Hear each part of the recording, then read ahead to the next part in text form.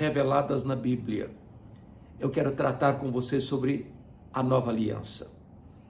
Esta verdade foi ensinada pelo apóstolo Paulo na sua segunda carta aos Coríntios, capítulo 2, a partir do versículo 14. Ele mesmo, Paulo, precisou aprender esta verdade magna para direcionar a sua vida e a sua história. Quando Paulo foi para Jerusalém pela primeira vez, depois da sua conversão no caminho de Damasco, ele ainda não estava regido pela nova aliança. Ele pensou que seria o grande líder da igreja em Jerusalém.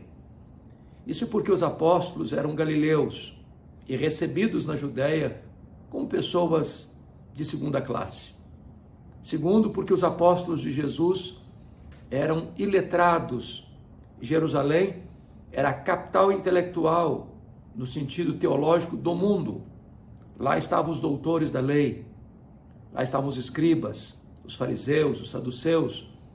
Todo o mecanismo religioso estava sediado em Jerusalém. E aqueles homens galileus e ainda incultos e letrados, certamente, pensou Paulo, não lograriam êxito na cidade de Jerusalém. Ele, por sua vez, tinha se fortalecido em Jerusalém, estudado aos pés de Gamaliel. Ele tinha liderado, outrora, a perseguição aos cristãos. Ele conhecia os intestinos da religião, os corredores eclesiásticos. Ele era um homem extremamente influente em Jerusalém. E ele pensa que seria o grande líder. Mas, na verdade, nem recebido foi. Os crentes de Jerusalém não acreditaram na conversão dele, pensaram que ele estava sabotando a fé para perseguir os cristãos e bater a porta da igreja na cara dele. Não fora Barnabé, que o acolheu e o apresentou aos apóstolos, nem recebido seria. Porém, diz a Bíblia que os helenistas discutiam com ele e tomaram a decisão de matá-lo. Então, os membros da igreja de Jerusalém, os discípulos, se reuniram e disseram: você não pode ser o nosso pastor. E Paulo, então, está sendo dispensado da igreja, o que não é fácil para um líder e para um pastor.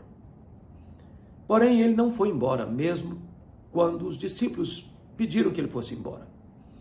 Na verdade, conforme Atos 22:17, o próprio Deus aparece para ele numa visão em Jerusalém e disse: vai embora daqui, eles não vão te ouvir. Bom, parece-nos que não resta nenhuma opção, porque agora não é a liderança da igreja ou os membros da igreja que querem que ele vá embora, é o próprio Deus que aparece para ele e o manda ir embora. Mas ele não foi. Ele discutiu com Deus, ele arrazoou com Deus. Ele diz: mas eu persegui a igreja aqui. Quando se matou Estevão, tua testemunha, eu estava presente, consenti nisso. Em outras palavras, ele está dizendo: Deus, o Senhor pensa melhor, o Senhor pensa direito. Eu sou peça-chave aqui. Eu sou absolutamente necessário aqui como instrumento de alavancar essa obra, de liderar esse trabalho. Sem a minha presença aqui, a coisa não vai funcionar direito. Mas Deus não mudou de opinião. Deus não mudou a sua posição. Foi Paulo quem teve que mudar e mudar-se, porque Deus disse para ele: vai. Na verdade, ele não foi ainda. Conforme Atos 9:30, os discípulos se reuniram e o levaram até Cesareia. Ele não foi, ele foi levado. Ele não saiu. Saíram com ele. Ele saiu de Jerusalém como Ló saiu de Sodoma, a reboque. E dali de Cesareia Marítima enviaram-no a Tarso. Tarso era o local onde ele havia nascido. Para este homem que se julga importante demais, ou até insubstituível, Deus está dizendo para ele: se você pensa que eu preciso de você, você está muito enganado. É você quem precisa de mim. Então arrume as malas e volta para casa. Bom, sabe quanto tempo ele ficou no molho, no anonimato, em Tarso? Longe dos holofotes, longe das luzes da ribalta, completamente tomado, envolto pelo anonimato? Mais de 10 anos. Mas o pior ainda não havia acontecido. Atos 9:31 diz que no dia que Saulo foi embora de Jerusalém, a igreja passou a crescer e passou a ter paz. Parece não ter uma coisa pior para um pastor do que, ao sair da igreja, todos os problemas se resolvem e a igreja explode em crescimento. Na verdade, Deus estava trabalhando em Saulo para depois trabalhar através dele. Ele precisava aprender a gloriosa doutrina da nova aliança. Na velha aliança, tudo depende de nós, nada de Deus. Quando Moisés desceu com as tábuas da lei, lá do Monte Sinai, o povo disse: tudo o que o Senhor falou, nós faremos. Fizeram? Não, não fizeram. E por que não fizeram? Falta de sinceridade? Não. Falta de poder. A velha aliança não pode ser cumprida por nós, porque, não que ela seja imperfeita, a lei é boa, santa, espiritual, justa. O problema é que nós somos pecadores. Nós não atendemos às demandas da lei que requer perfeição absoluta. Então Deus institui a nova aliança. E na nova aliança, tudo depende de Deus, nada de nós, porque Paulo diz em 2 Coríntios 2,14, graças, porém, a Deus, que em Cristo sempre nos conduz em triunfo, e por meio de nós manifesta a fragrância do seu conhecimento, tanto dos que são salvos como dos que se perdem. Para estes, cheiro de morte para morte, para aqueles, aroma de vida para vida. Mas quem, porém, é suficiente para estas coisas? E a pergunta fica no ar, sem resposta. Quem é suficiente para viver essa vida vitoriosa? E a resposta não chega. Mas no capítulo 3, versos 4 a 6, Paulo diz assim: a nossa suficiência vem de Deus. Esta é a nova aliança. Tudo depende de Deus, nada depende de nós. Então aqui no texto de 2 Coríntios, capítulo 2, a partir do verso 14, Paulo vai nos mostrar o segredo de uma vida vitoriosa, conforme os preceitos da nova aliança. E a primeira coisa que Paulo destaca é um otimismo indestrutível, quando ele diz assim: graças, porém, a Deus. Veja você que a conjunção adversativa porém é um contraste. Ele está dando graças, mas por que ele está dando graças? Não apenas porque ele está com saúde, não apenas porque ele tem prosperidade, não apenas porque ele está realizando um ministério brilhante, não apenas porque as pessoas estão aceitando o seu trabalho, não apenas porque ele é prestigiado e amado e acolhido aqui ou acolá, não, ao contrário. Por isso veio o porém, graças, porém, a Deus. Ele está enfrentando em Éfeso, de onde ele escreve esta carta, lutas maiores do que suas forças. Ele está enfrentando feras. Ele está enfrentando batalhas a ponto de desesperar-se da própria vida. Mas apesar da circunstância amarga, carrancuda, da situação adversa, da crise medonha, do vale escuro, da escassez, das necessidades, das lutas tantas, das pressões externas, dos temores internos, da carranca do inimigo, da fúria do diabo, da perseguição do mundo, das acusações falsas dos falsos apóstolos. Ele diz graças, porém, a Deus. Podemos chamar isso então de otimismo indestrutível. Esse homem não é regido pelas circunstâncias. Esse homem não é governado nem mesmo pelos seus sentimentos. Esse homem sabe que a mão de Deus dirige o seu destino. Esse homem pode afirmar, como disse na carta aos Romanos, sabemos que todas as coisas cooperam para o bem daqueles que amam a Deus, daqueles que são chamados segundo o seu propósito.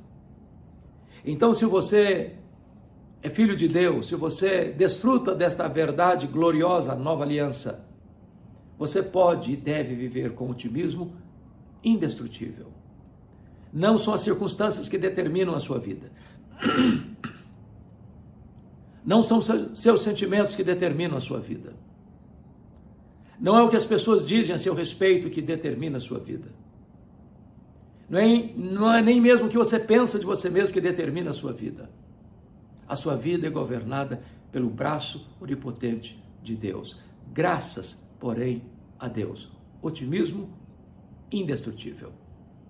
Mas há uma segunda verdade nesse texto, que é sucesso constante. Quando ele diz, graças, porém, a Deus, que em Cristo sempre nos conduz em triunfo e por meio de nós manifesta a fragrância do seu conhecimento. Veja você que Deus não apenas nos conduz em triunfo, mas sempre nos conduz em triunfo. E é claro que não há nenhum ser humano que pisou o chão desta terra que não teve problemas, que não teve lutas, que não experimentou dores, que não enfrentou sofrimento, que não passou diante da carranca da ingratidão, do abandono, das situações difíceis da vida. Você cruza com uma pessoa na rua, você não sabe quem ela é, você não sabe o nome dela, você não sabe o endereço dela, você não conhece a família dela, parece que ela está feliz, ela está sorrindo, ela está dando até gargalhadas, ela está brincando, ela está contando uma piada, parece que está tudo bem, mas quando você vai entrar na intimidade desta pessoa e de quaisquer outras pessoas, tem lutas ali, tem dores ali, está pulsando também um coração aflito, está agitada uma mente cheia de perturbação, de medos e ansiedades. Graças, porém, a Deus que sempre nos conduz em triunfo. Apesar da circunstância, nós triunfamos. Apesar das lutas, nós triunfamos. Apesar da pobreza, nós triunfamos. Apesar da escassez, nós triunfamos. Apesar da fartura, nós triunfamos. Apesar dos amigos, apesar dos inimigos, apesar da saúde, da doença, das situações mais difíceis e amargas da vida, nós triunfamos, porque o nosso triunfo não vem de nós mesmos, vem de Deus.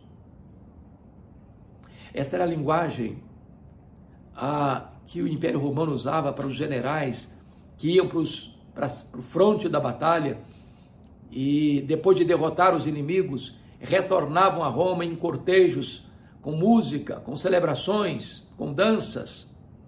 E esse é o triunfo do vencedor. E nós não somos vencedores porque somos fortes. Nós somos vencedores apesar de sermos fracos. A nossa vitória não é costurada pelas nossas próprias mãos. A nossa vitória é alcançada pelo braço onipotente de Deus. É o Senhor quem nos conduz em triunfo.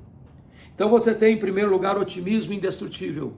Em segundo lugar, você tem sucesso constante.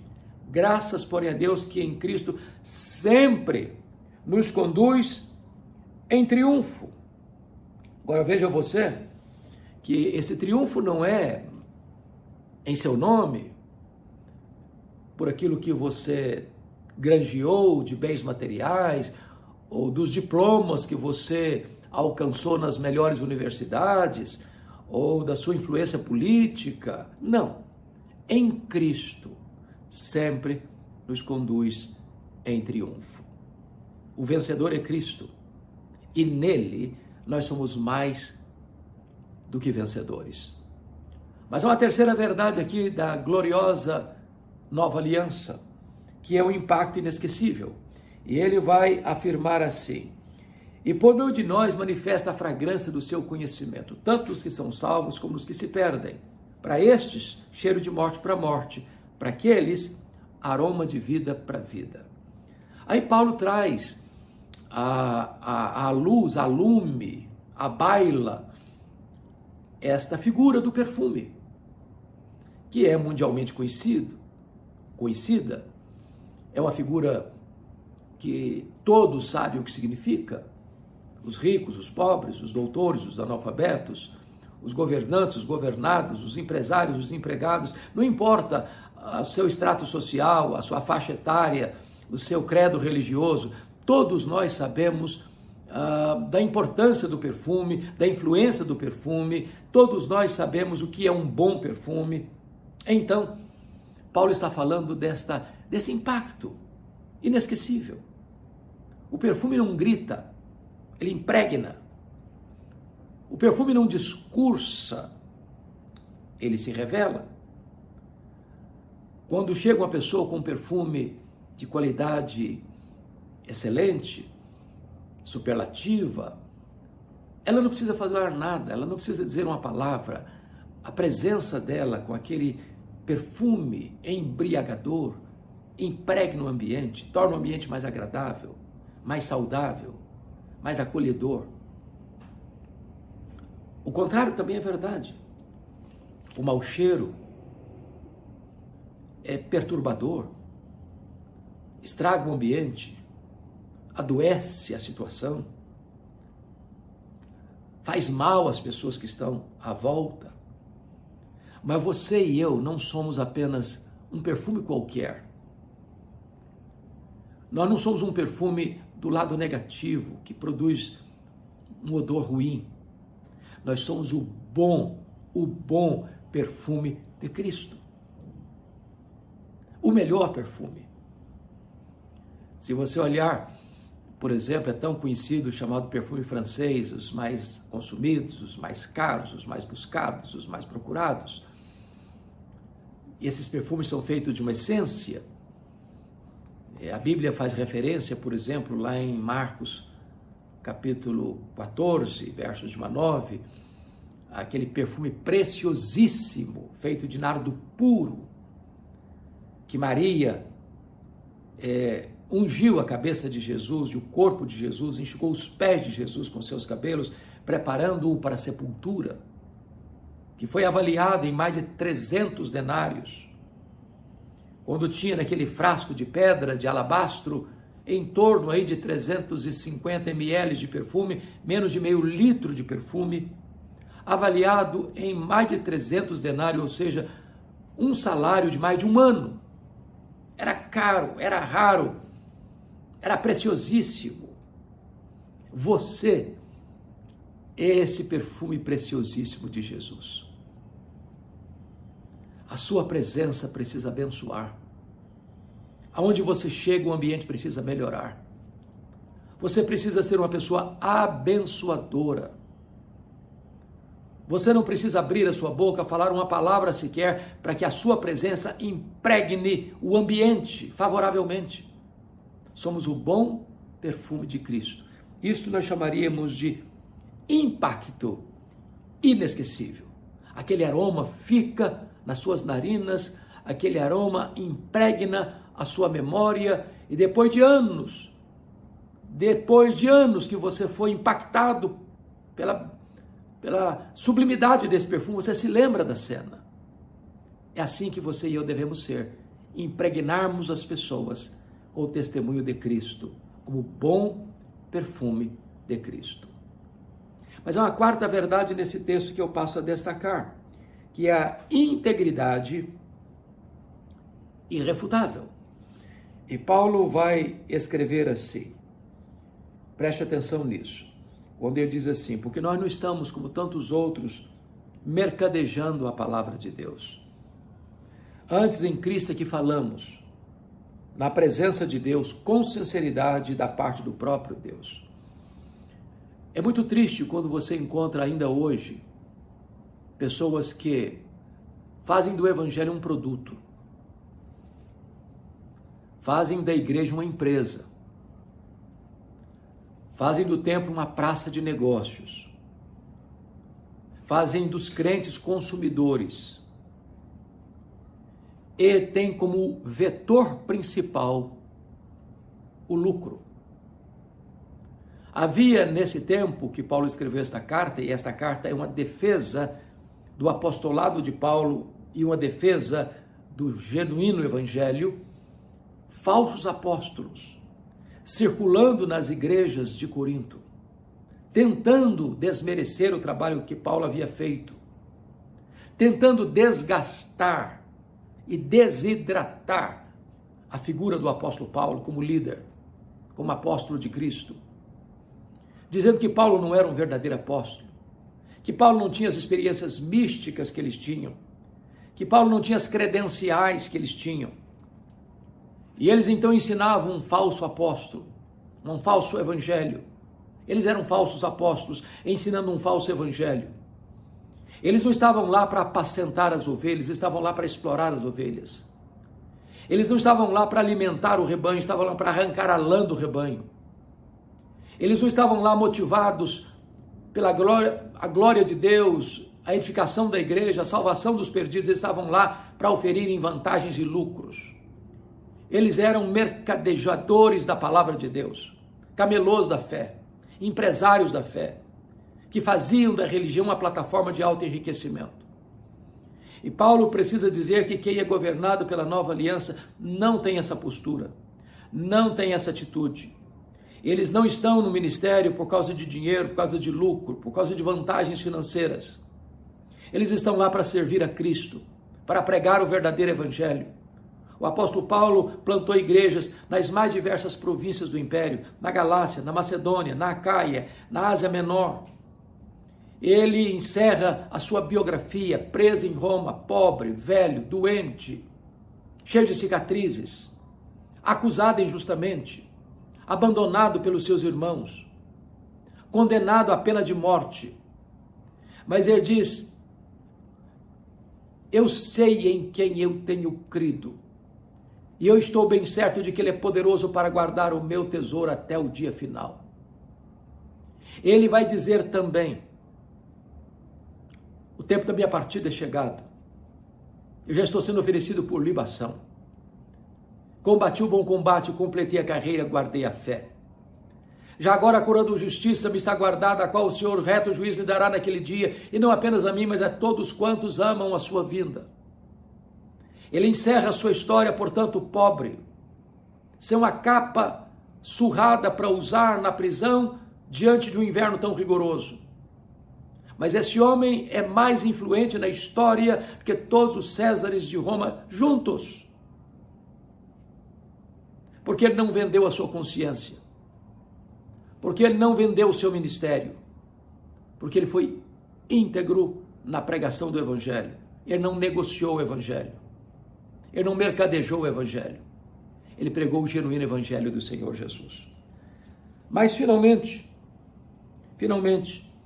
eu gostaria de dizer que a nova aliança trata também de uma realidade inegociável. No capítulo 3 ele fala das cartas de recomendação que os apóstolos falsos queriam que Paulo apresentasse. Ele diz: não precisa apresentar cartas de recomendação. Os crentes de Corinto, salvos pela graça, são a minha carta de recomendação. Não escrita com tinta, mas pelo Espírito Santo. Não em tábuas de pedra, mas nos corações. Paulo era um homem que tinha resultados a apresentar, frutos do seu ministério. Pessoas convertidas, pessoas transformadas, igrejas plantadas, lideranças estabelecidas. E todos esses frutos colhidos eram de fato a sua carta de apresentação. Eu espero que esses princípios aqui compartilhados sobre o segredo de uma vida vitoriosa, fundamentado na nova aliança, tenham abençoado o seu coração. Otimismo indestrutível, sucesso constante, impacto inesquecível, integridade irrefutável e realidade inegável. Esses 5 princípios pude receber do livro de Ray Stedman. Ray Stedman esteve no Brasil há muitos anos, de saudosa memória já. A dinâmica de uma vida autêntica.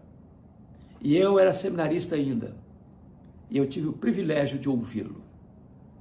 Quando ele pregou, há mais de 40 anos, um sermão baseado nesse texto. E estas verdades marcaram a minha vida. E eu espero que estas mesmas verdades aqui compartilhadas também possam marcar a sua vida. Deus abençoe você, Deus abençoe a sua família.